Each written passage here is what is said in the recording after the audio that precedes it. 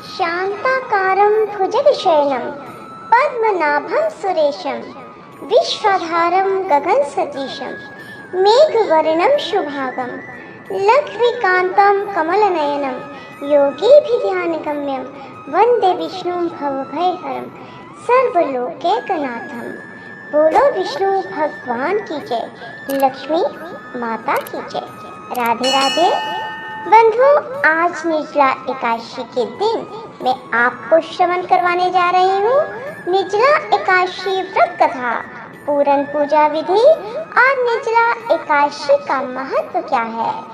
बंधुओं, ज्येष्ठ मास के शुक्ल पक्ष की एकादशी को निर्जला एकादशी का व्रत किया जाता है, जो कि सभी एकादशियों से बढ़कर फल देने वाली है। इस एकादशी का व्रत रखने से वर्ष भर की एकादशियों के व्रत का फल प्राप्त हो जाता है। बंधुओं, निर्जला एकादशी में एकादशी के सूर्योदय से द्वादशी के सूर्योदय तक जल ग्रहण नहीं करना चाहिए। ज्येष्ठ मास के दिन बहुत बड़े होते हैं और प्यास भी अधिक लगती है। ऐसी दशा में इतना कठिन व्रत रखना सचमुच बड़ी साधना का काम है। बंधुओं, ज्येष्ठ मास के शुक्ल पक्ष की 11 तिथि को निर्जला एकादशी का व्रत किया जाता है। इसे भीमसेनी एकादशी और पांडु एकादशी भी कहा जाता है, क्योंकि इस व्रत को सबसे पहले भीमसेन ने किया था। बंधुओं, इस एकादशी के दिन अपनी शक्ति और समर्था के अनुसार ब्राह्मणों को अनाज, वस्त्र, छतरी, फल, जल से भरे कलश और दक्षिणा देने का विधान है। सभी व्यक्ति प्राय मिट्टी के घड़े अथवा सुराहियों, पंखों और अनाज का दान तो करते ही हैं।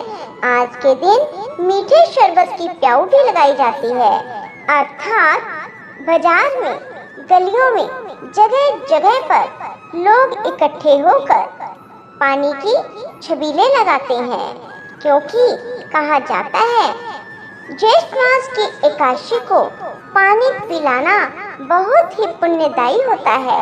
ऐसा करने से मनुष्य के जन्मों जन्मों के पापों का नाश हो जाता है। बंधुओं, भीमसेन जो कि बहुत अधिक मात्रा में भोजन करते थे, यह उनकी एक कमी थी। एक दिन भीमसेन ने व्यास जी से पूछा, हे पितामह, माता कुंती, भ्राता युधिष्ठिर, अर्जुन, नकुल, सहदेव और द्रौपदी आदि सभी एकादशियों का व्रत करते हैं और मुझे भी अनाज खाने को मना करते हैं, परंतु मैं उनसे कहता हूँ कि भाई, भक्ति पूर्वक भगवान की पूजा तो मैं कर सकता हूँ, दान भी दे सकता हूँ, परंतु भोजन के बिना मैं नहीं रह सकता। इसके उत्तर में व्यास जी कहते हैं, हे पांडुपुत्र भीमसेन, यदि तुम नरक को बुरा और स्वर्ग को अच्छा समझते हो तो प्रत्येक मास की दोनों एकादशियों को अन्न मत खाया करो। तब भीमसेन ने कहा, हे पितामह, मैं तो पहले ही कह चुका हूँ कि मैं भोजन के बिना नहीं रह सकता। यदि वर्ष भर में कोई एक ही व्रत हो तो वह मैं रख सकता हूँ। मेरे पेट में वृक्क नाम वाली अग्नि है। मैं अन्न के भोजन बिना पूरा उपवास तो क्या, एक समय भी भोजन के नहीं रह सकता। अतः आप मुझको कोई ऐसा उपाय बताएं जो वर्ष भर में केवल एक बार ही करना पड़े और मुझको स्वर्ग की प्राप्ति हो जाए। श्री व्यास जी ने कहा, हे पुत्र, बड़े बड़े ऋषियों ने अनेक शास्त्र बनाए हैं, जिनमें वर्णित उपायों के द्वारा थोड़े परिश्रम से ही स्वर्ग की प्राप्ति हो सकती है, परंतु उन शास्त्रों में भी दोनों पक्षों की एकादशियों के व्रतों को मुक्ति के लिए सबसे श्रेष्ठ लिखा गया है। श्री व्यास जी के वचन सुनकर भीमसेन नरक में जाने के भय से भयभीत हो गए और कंपायमान होकर बोले, अब क्या करूं? एक मास में 2 व्रत तो मैं नहीं कर सकता।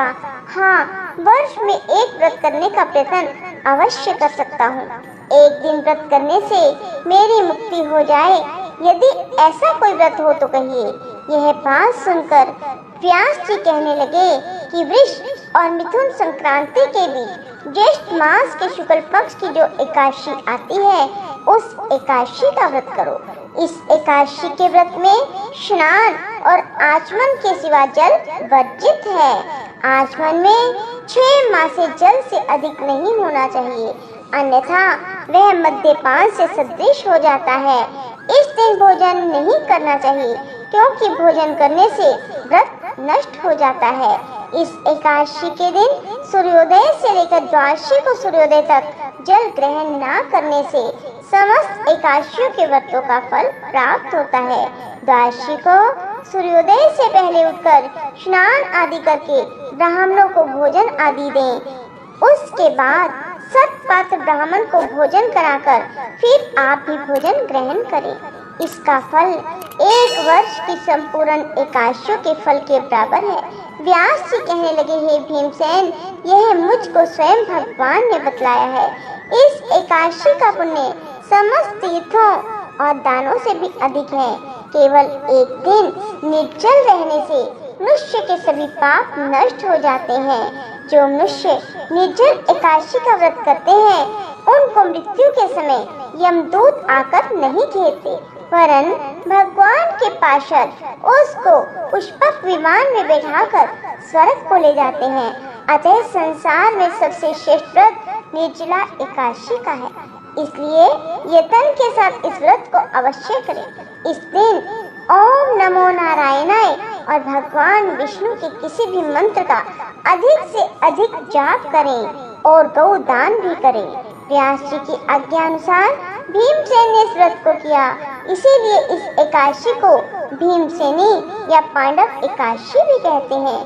निर्जला व्रत वाले दिन प्रातः काल भगवान का पूजन करके प्रार्थना करें, हे भगवान, आज मैं श्रद्धा पूर्वक निर्जला व्रत रखकर दूसरे दिन भोजन करूंगा, अतः आपकी कृपा से मेरे सब पाप नष्ट हो जाएं। इस दिन जल से भरा हुआ एक घड़ा वस्त्र से ढककर स्वर्ण सहित दान करना चाहिए। जो मनुष्य इस व्रत को करते हैं, उन्हें करोड़ पल सोने के दान का फल मिलता है, और जो इस दिन यज्ञ आदि करते हैं, उसके फल का तो वर्णन किया ही नहीं जा सकता। जो मनुष्य इस दिन अन्न खाते हैं, वे चंडाल के समान हैं, वे अंत में नरक में जाते हैं। जिन्होंने निर्जला एकादशी का व्रत किया है, वे चाहे ब्रह्म हत्यारे हों अथवा गुरु के साथ द्वेष करने वाले, फिर भी इस व्रत के प्रभाव से स्वर्ग में जाते हैं। हे भीमसेन, जो पुरुष या स्त्री श्रद्धा पूर्वक इस व्रत को करते हैं, उनको निम्नलिखित कर्म करने चाहिए। प्रथम, भगवान का पूजन, फिर गोदान, ब्राह्मणों को मिष्ठान व दक्षिणा देनी चाहिए। जल से भरे कलश का दान अवश्य करना चाहिए। निर्जला के दिन अन्न, वस्त्र, पात्र, उपान, जूती आदि का दान करना चाहिए। जो मनुष्य भक्ति पूर्वक इस कथा को पढ़ते या सुनते हैं, उनको निश्चय ही स्वर्ग की प्राप्ति होती है। बोलो विष्णु भगवान की जय, लक्ष्मी माता की जय। बंधुओं, निर्जला एकादशी का व्रत सभी को अपनी समर्था अनुसार अवश्य करना चाहिए। इस दिन किसी जीव की हत्या ना करें, किसी का दिल ना दुखाएं, दाढ़ी मूछ आदि ना बनवाएं। जो कोई भी निर्जला एकादशी का व्रत करते हैं, वे दशमी तिथि को ही हो सके तो भोजन ना करें, और यदि भोजन करें तो उसमें प्याज आदि का इस्तेमाल ना करें। एकादशी को प्रातःकाल जल्दी उठें, गंगा जल नहाने के जल में मिलाकर स्नान करें और फिर भगवान के समक्ष खड़े होकर दाहिने हाथ में जल लेकर फूल लेकर व्रत का संकल्प करें। जैसे भी आप व्रत करना चाहते हैं, फलाहारी या फिर निर्जल, उसी प्रकार भगवान से प्रार्थना करें और जल भगवान के समक्ष छोड़ दें। फिर भगवान की विधि विधान से पूजा करें। भगवान को पीले पुष्पों की माला अर्पित करें और हो सके तो इस दिन विष्णु भगवान को पीला वस्त्र अवश्य ओढ़ाएं। भगवान को तुलसी दल अर्पित करें और फिर भगवान को फलों का भोग लगाएं और मीठा जल या मीठे में कुछ भी भगवान को अर्पित करें। बंधुओं, सारा दिन भगवान विष्णु के नाम जाप जैसे कि श्रीमद् भागवत गीता पढ़ना या सुनना, विष्णु भगवान की किसी कथा को सुनना, गजेंद्र मोक्ष सुनना, गर्भ गीता सुनना आदि कुछ भी सारा दिन भगवान विष्णु की भक्ति में बिताना और रात को भगवान विष्णु के समक्ष शुद्ध देसी घी का दीपक जलाएं और भजन कीर्तन में ही अपनी रात्रि बिताएं। प्रातःकाल स्नान आदि से निवृत्त होकर भगवान विष्णु की पूजा करें, किसी ब्राह्मण को भोजन कराएं और फिर स्वयं भोजन करें। बंधुओं, निर्जला एकादशी के दिन दान अवश्य करें। भगवान विष्णु के समक्ष किसी भी मंदिर में एक जल का घड़ा, यदि घड़ा ना ले सकें तो पानी की बोतल ले, एक पंखा, फल जैसे कि आम, खरबूजा, खुमानी, तरबूज कुछ भी भगवान को दक्षिणा सहित अर्पित करके आएं और इसी प्रकार पानी की बोतल या घड़ा, फल, पंखा दक्षिणा सहित किसी ब्राह्मण को दान अवश्य करें। बंधुओं, यदि आपकी समर्था है तो किसी को जूते, वस्त्र और छतरी का दान भी अवश्य करें। कहा जाता है ऐसा करने से अत्यधिक पुण्य की प्राप्ति होती है। मनुष्य के जन्म जन्मांतरों तक किए गए पापों का अंत हो जाता है। बंधुओं, एकादशी व्रत का पारण 19 जून को किया जाएगा। वैसे तो एकादशी तिथि 17 जून को सुबह 4:43 पर शुरू हो जाएगी, परंतु इसकी समाप्ति 18 जून सुबह 6:24 पर होगी। बंधुओं, व्रत फिर भी 18 जून को ही किया जाएगा, क्योंकि कहा जाता है एकादशी के व्रत में कोई हरिवासर समय होता है जो कि 18 जून को ही है। इसी वजह से यह व्रत 18 जून को किया जाएगा। निर्जला एकादशी के दिन भगवान श्री हरि को उनकी प्रिय तुलसी की मंजरी अवश्य अर्पित करें।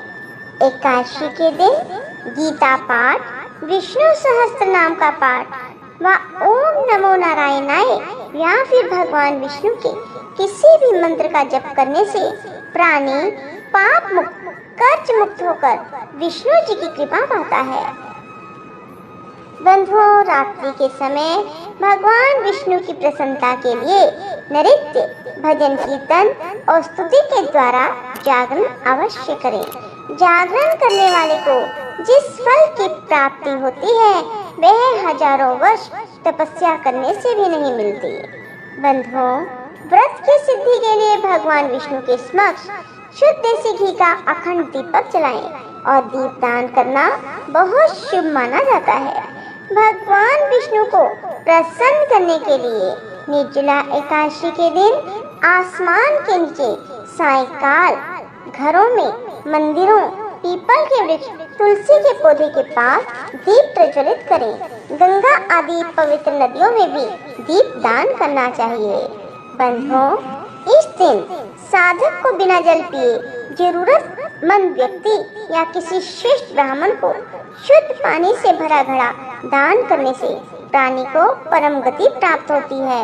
जल से भरा हुआ घड़ा आप मंदिर में भी दान कर सकते हैं। बंधुओं, यदि आपको हमारी वीडियो पसंद आए तो इसे लाइक करने के साथ साथ शेयर अवश्य करें और कमेंट बॉक्स में राधे राधे लिखना ना भूलें। धन्यवाद। राधे राधे।